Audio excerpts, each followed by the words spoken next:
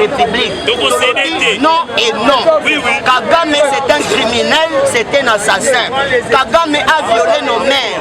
Kagame a violé nos jeunes filles. Kagame a massacré et pillé les richesses du pays. Voilà pourquoi Totelemi, Kagame cette fois-ci, c'est maintenant ou jamais.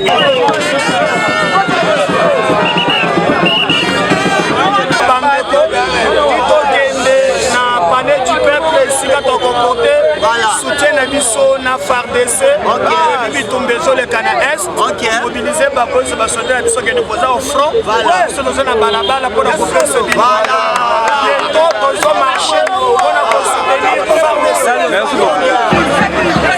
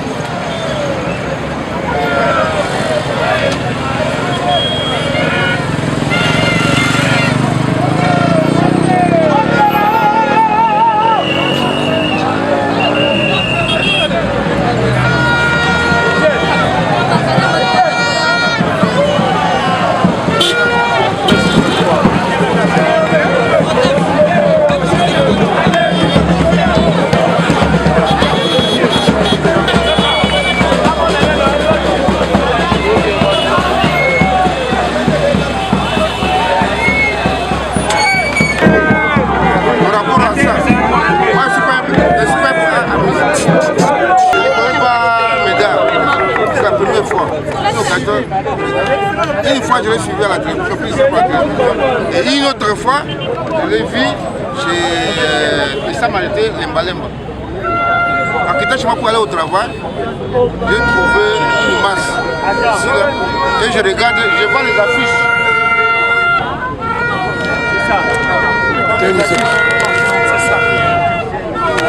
C'est ça qui a... Excusez, voilà. j'ai fait une interview. C'est ça qui m'a attiré mon attention. C'est pas un jeu Félix. C'est un complot. Héros africain. Ça date de longtemps. Celui qui est venu maintenant réaliser, c'est un complot ici. C'est l'ancien président. Maintenant, si la guerre, nous étions partis la fois passée, mais aujourd'hui, c'est pas la même chose. Il a dit de mon côté, contexte est à Kala, Batu Nyonso, comment on bimba ibaya qui m'oublie. Mais aujourd'hui, c'est là, c'est impossible. Alors, ça va s'en battre combien?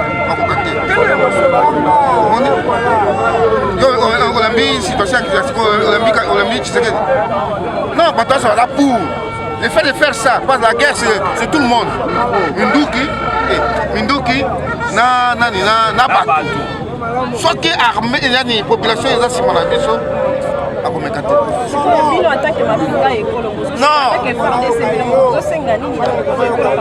Non, il y a bien comme il balait mis ça. Moi je suis spécialiste.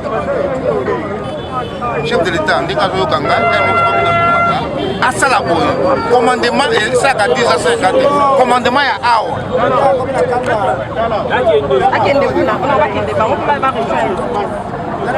Commandement à Awa, première condition. Deuxième condition, commandement à région. Oui, ça dit 10 appels d'A. Balongwa, Bazimité Bango ailleurs. Balongwa, on a contrôlé à Bango. Avec trahison, il y a un moment précis. À remplacer patriarchique. Troisième, le côté pour ça, dans le bâtiment, des aboués. ONI, Union africaine, n'est-ce pas, non? Après ça, il y a un ordre, tout ça, dialogue inter-congolais. Pour mettre fin à la guerre, un argument de taille. Congo, et c'est un ONI, et c'est un Union africaine. Bango, Basala, dialogue inter-burundais, dialogue inter-ougandais, dialogue inter-rwandais. Comment voulez-vous ça Bitumba? Bazaria a bien aidé par la mission de Kangami, Museveni, Oya Burundi, Azo Batula, il n'y a pas qui te console, on ne connaît pas Bango. Et si là, on va prendre la peine à Bango, Bakota.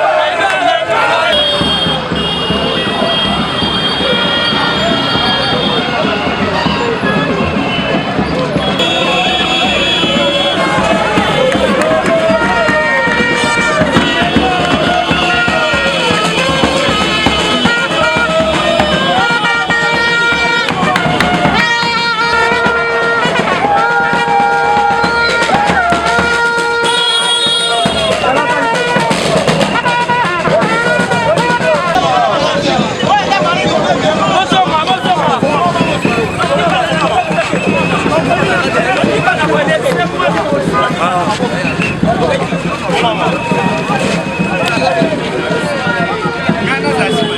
pourquoi pas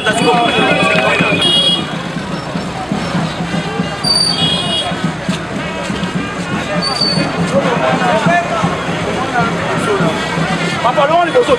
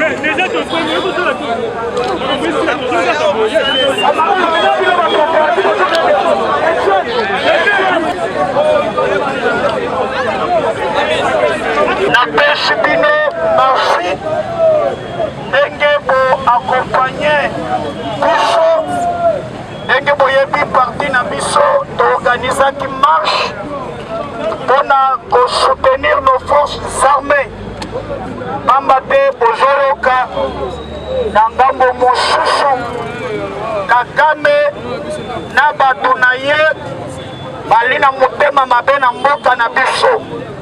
Tolingi kopase message oyo na communauté internationale balobaki ke bakangaki quelques soldats rwandais mais na conseil de sécurité toyeki ata condamnation moko te ya kokondane Kagame kasi lobi ko na biso kouta na Kagame te ekouta na bakongole biso moko boye te eske bino bonjemi ke mboka na biso Kagame akoboto na biso alors de se mobiliser somoni mutana ba discours ya kukabola bato na moma oyo aza ndoki biso nyonso tozali nsima ya FARDC tolobi na bango bakende liboso bango baza na front biso na mabondeli biso toza na balabala bakolonga monguna wana tosengi mpe mokonzi ya mboka toyoki ke na arme na biso barwandais batondi bainfiltre baza ebele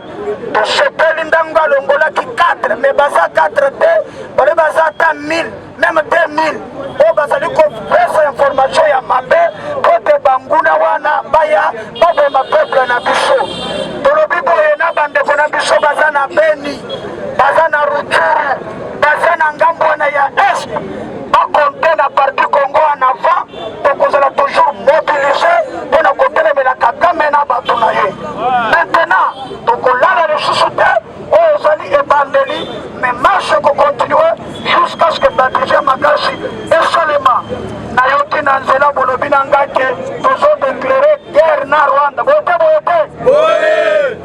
biso tolobi Kagame na arme na ye bakotelema na arme na biso te mais libaku mabe na biso ezali bato ya FCC bakotisa bato mabe na arme mais bakokweya tokorekipere mboka na biso ndenge esengeli 500 militaires oyo Kagame atue toyoki ke batindi 500 militaires baza na frontière mais nos forces armées bakotika bango te bakolonga bango nde tolobaka toujours Congo en avant Congo na motema baboko bakasi mpona bino moko.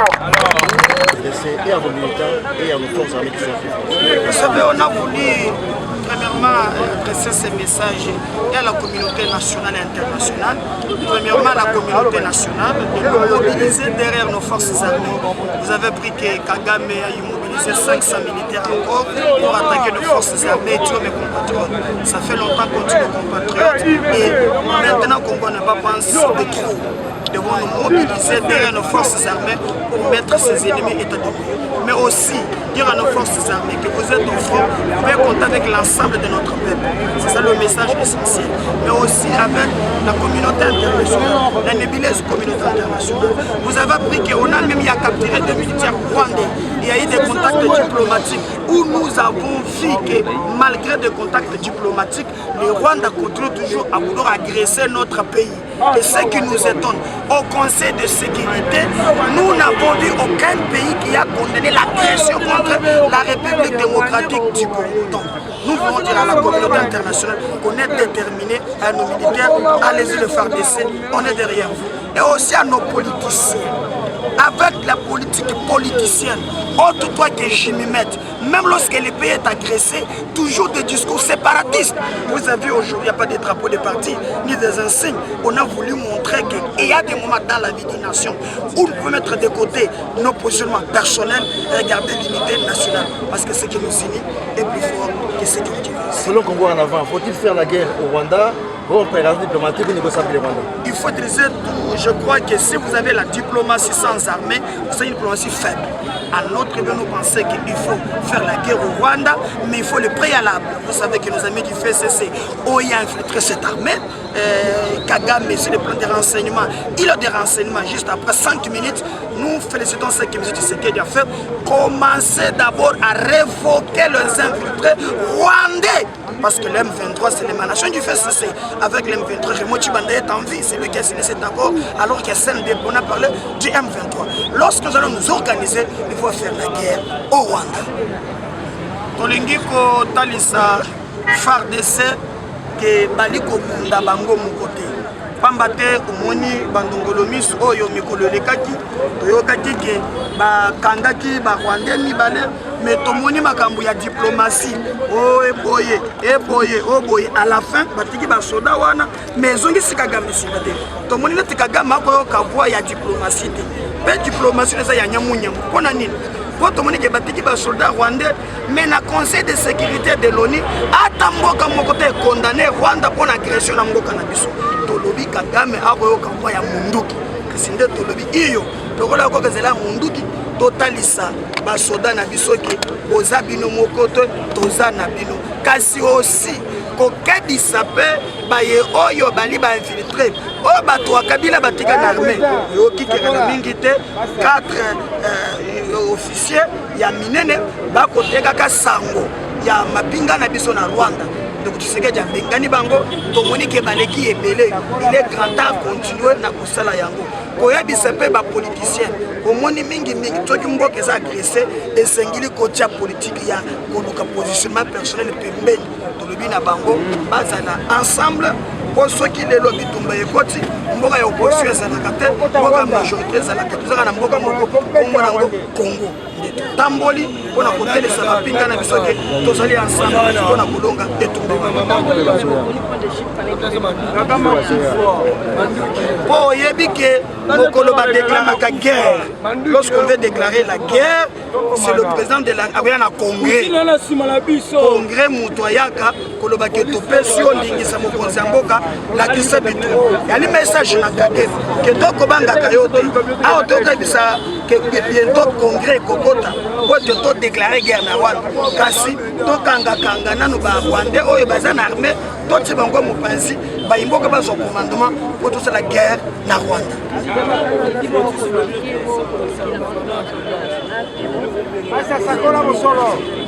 Oui, c'est citoyen Mbosoke, Atia, intérêt à Mboka, ezala kaka yete, ezala président ya Sénat, bango nyonso mibale. Omoni nde mikolo yedeka kiawa atindi ba député balanda Mboso, tona besoin biloko wana mikolo yote. Aw tona besoin ya unité institutionnelle, unité ya peuple, pour te tolonga bitumba. Et biso mokonzi ya mboka yete atia makasi na mapinga ba Congolais na Congo en avant. Eshima, votre magazine qui bat au rythme de l'actualité. Une réponse à vos besoins en information, un éclairage dans divers domaines. Impartial, documenté, instructif. Eshima au cœur de l'info. Retrouvez la nouvelle édition. Le service national de la RDC, une seconde chance pour les Koulouna. Le commandant du service national, le général-major Jean-Pierre Kassongo Kabouik, est en passe de réussir le plus difficile. La conversion des délinquants juvéniles appelés Koulouna en bâtisseurs de la République. Jean-Pierre Kassongo Kabouik a réalisé des avancées notables à la tête de ce service qu'il occupe depuis juillet 2018. Ce jeune délinquant, presque indomptable dans le rue de Kinshasa, ont finalement été maîtrisés au centre pilote de Kanyama KCC. À ce jour, ils sont endoctrinés et formés à rendre service à la nation, à devenir utiles pour le pays. Au total, 2000 anciens Koulouna devenus aujourd'hui bâtisseurs ont perçu leur premier salaire après une période de 14 mois de formation dans plusieurs domaines, notamment la maçonnerie, la menuiserie et autres. Cette étape a concrétisé la volonté exprimée par le chef de l'État, Félix Tshisekedi, qui prône une autre méthode plus humaine pour l'encadrement de ce jeune brigand urbain et leur réinsertion sociale. Cela à travers la formation pour servir de main-d'œuvre au profit de la République démocratique du Congo. Dans un long entretien accordé à Eshima Magazine, le général-major Jean-Pierre Kassongo Kabouik explique le retour 4 ans après de la production agricole à Kanyama KCC. Dans cette interview exclusive, le commandant du service national égrène les réalisations de cette structure qui revient d'une longue léthargie. Il évoque l'expérience des cantines militaires et policières et révèle que son service paramilitaire mettra bientôt ses cantines à la disposition du campus universitaire en faveur des étudiants. Focus. L'équipe Mwakadi fait exploser le compteur. La DGI dépasse 200% des recettes fiscales au mois d'avril 2022, soit le triple réalisé en avril 2021. Une performance historique jamais réalisée au sein de cette régie financière. À lire également, les FARDC progressent de 5 places au monde selon le classement établi par Global Power. Analyse de l'état de siège décrété depuis 1 an dans les provinces de l'Ituri et du Nord Kivu. Découvrez également plusieurs autres sujets à lire dans ce nouveau numéro. Retrouvez l'intégralité du magazine Eshima dans les kiosques. Eshima Magazine, un nouveau standard d'information.